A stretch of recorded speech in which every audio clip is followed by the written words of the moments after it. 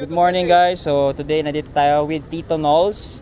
Iba-bike check natin yung bike ni Sir Sanggol, no? Oo, Sir Sanggol. Sir Sanggol po ito, hindi po talaga para sa akin, kanahawak lang sa akin ng aking amo. Yes, ayan. So bike check natin yung kanyang NJS old school na bike since 1972. Ito yung Grand Velo size 50 NJS na frame set. So parang 6 na lang daw yung natitira nito sa Philippines. And then we go to the cockpit. We have yung 5 gold NJS na saddle, Dura-Ace pitch 10 na seat post. Then we have a Nitto 75 stem. I forgot yung angle niya and yung kanyang length. Dura-Ace pitch 10 na headset. It's a Quill classic system. Tapos we have Diatec Dirty Harry na one finger, ang tawag dito? Brakes and Royal Combat 2 levers, there you go. And Royal Combat 2 na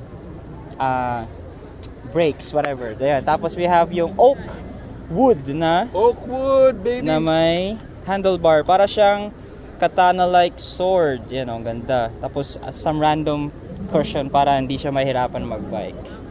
So if we go to the wheel set, we have yung Araya Gold Japan World Championship na rims. Grabe, ang ganda.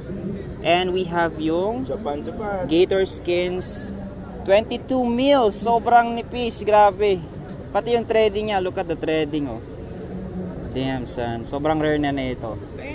And the hubs are Dura-Ace Shimano na 36 holes pitch 10 din. So para siyang group set for fixed gear. Ganyan. So ganun din sa rear. Same thing. And then we have yung cogs niya, it's a part of the Dura-Ace pitch 10 na group set. So if mapapansin nyo, yung chain niya sobrang nipis ng spacing niya pati dun sa cogs. You can see pati dun sa chain ring niya sobrang nipis. And according to Sir Sanggol, yes, you get this in one piece. One piece lang siya. Itong chain lang na to yung babagay yung pwede sa yan, yes. Kanya. So basically everything around it, it's a Dura-Ace pitch 10. So kasama tong yan, crank arms, chain ring, lahat. Pero yung pedal sa iba, this is a Mikashima unique pedal. So yeah, yun siya. So ang ratio niya is 49:15. Pero yung sizing ng kanyang chain is hindi daw 1-in-1/8 or 3x32. So it's a different one.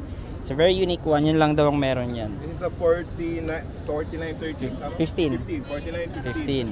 So yan. Interesting. Actually, ganda. Okay siyang ipedal for me. Okay naman. Naka 47-17 ako pero parang feeling ko ito na yung susunod kong ratio.